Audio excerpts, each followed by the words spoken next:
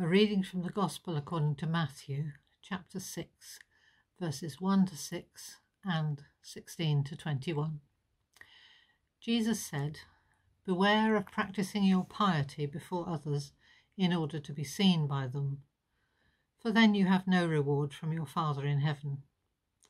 So whenever you give alms, do not sound a trumpet before you, as the hypocrites do in the synagogues and in the streets, so that they may be praised by others.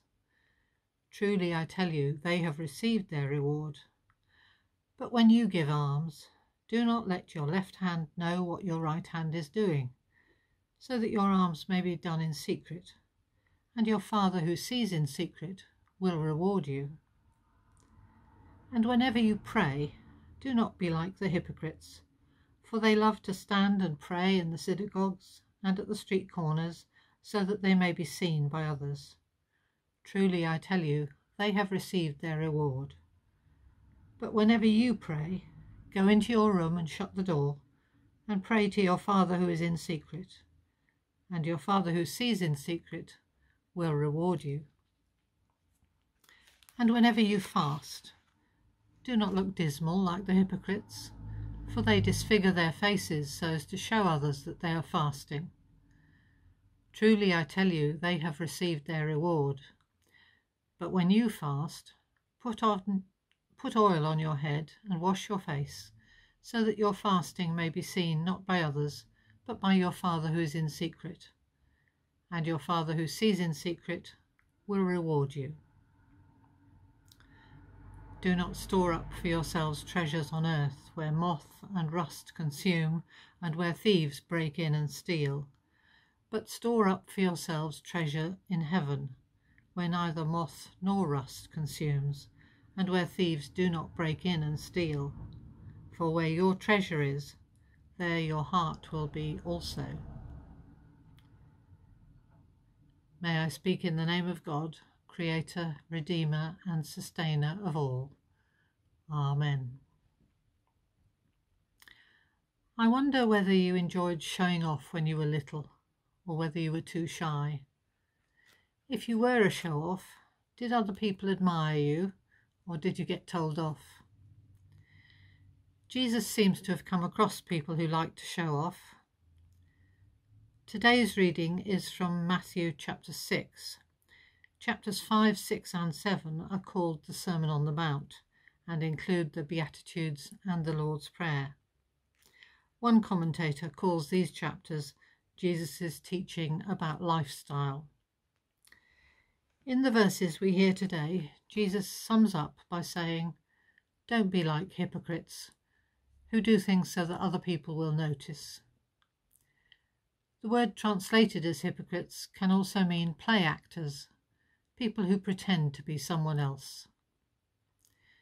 We hear this reading today, Ash Wednesday, the first day of Lent, to remind us to be real with God.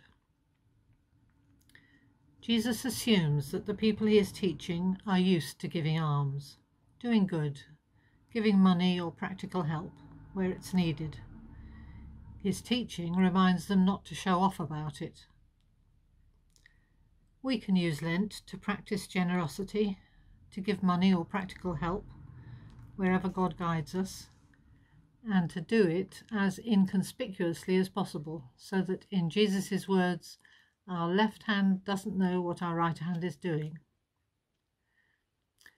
The 40 days of Lent, from now until Easter, if you don't include Sundays, reflect the 40 days that Jesus spent in the wilderness before his public ministry began.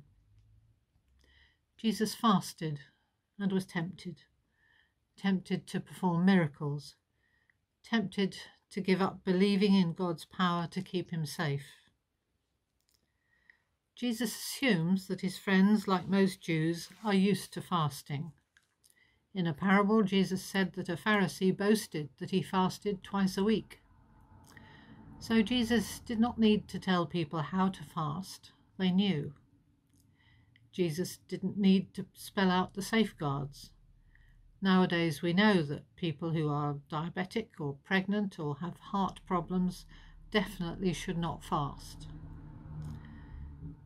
We may not think of it as fasting, but the first meal of our day is breakfast. Eating it breaks the fast, since our last meal before we went to sleep.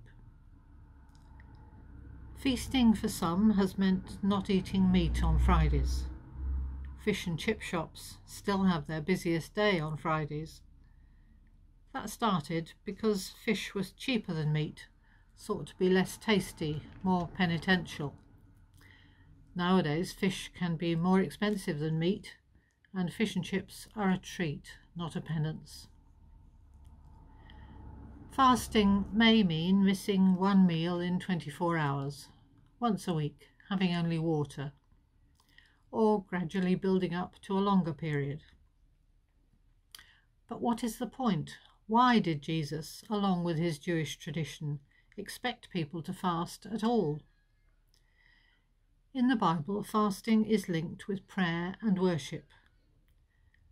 Fasting may take away some of the distractions of daily life, allowing a person to concentrate on God, praying and worshipping. So fasting is not dieting, not giving up treats or luxuries.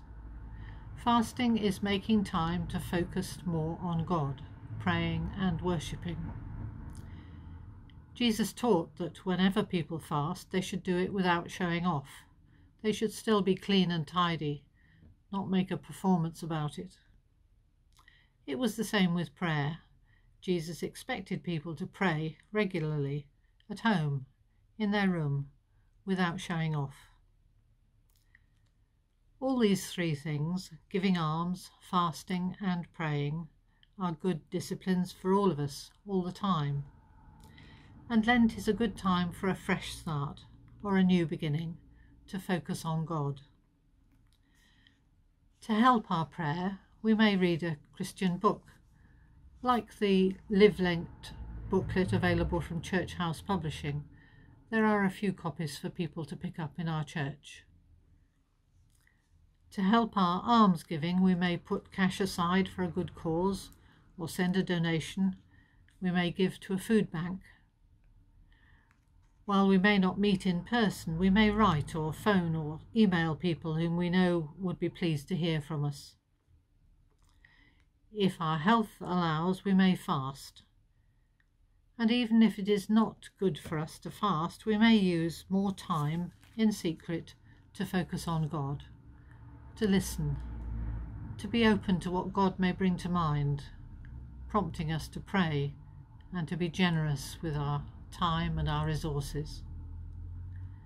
And Jesus says that by doing these things you will store up treasure in heaven, and that our Father who sees in secret will richly reward you. Amen.